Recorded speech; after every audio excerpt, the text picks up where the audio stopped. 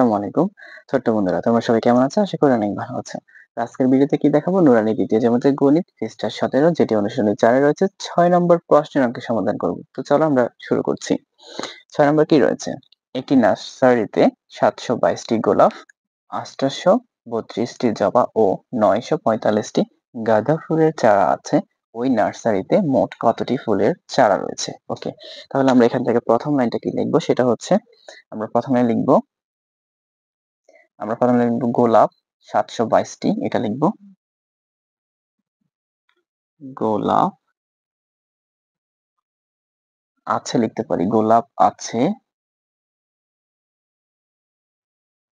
722 টি। প্রথম line complete. দ্বিতীয় লাইনে আসবে জবা আছে।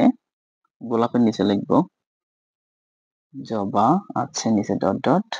আর এটার নিচে লিখব হচ্ছে 832। 832 টি, নিচে ডট ডট হবে যেহেতু এখানে টি হবে। দুই লাইন কমপ্লিট। এরপর দেখো জবার পরে কি? গাধা। এখন লিখব জবার নিচে গাধা। গাধা আছে কয়টি? 945 টি। 945 টি, ডট ডট দিব। ওকে। অঙ্কটা আমরা একদম শর্টকাট করছি। অঙ্কটা চাইলে আরো বড় করা যেত, আবার আরো ছোটও করা যেত। আরো ছোট কিভাবে? জাস্ট আসাটা না লিখলে অঙ্কটা হবে। আবার আরো বড় কিভাবে করতে পারি? আমরা লিখতে পারতাম যে একটি নার্সারিতে গোলাপ গাছে সরি, একটি নার্সারিতে গোলাপ ফুলের চারা আছে কতটি? 722 টি। এটা করে অঙ্কটা অনেক লম্বা হইতো, তোমাদের কাগজে অনেক সময় আটতো না। তার জন্য আমরা অঙ্কটা ছোট করে দিয়েছি। এভাবে করলে হবে, হবে না যেমন না হবে।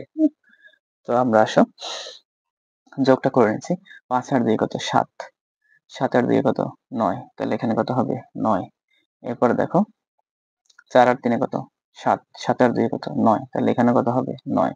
এরপরে দেখো 9 আর 8 কত? 17। 17 আর 7 কত? 17 আর 7 হবে হচ্ছে 24। তাহলে আমরা এখানে লিখে দিব হচ্ছে 24। এরপরে আমরা দেখো এখানে টি আছে, আমরা টি এর নিচে টি লিখে দিব। ওকে। এখানে যেটা আছে, এখন এখানে কি হবে? মোট কতটি ফুলের চারা আছে এটা। ওকে। তাহলে আমরা লিখব মোট ফুলের চারা রয়েছে, এটা লিখে দিব। মোট ফুলের চারা, বা রয়েছে না লিখলেও চলবে, আমরা কেটে দিচ্ছি। চারা পর্যন্ত লিখলে হবে, যেহেতু আনবে না এখানে।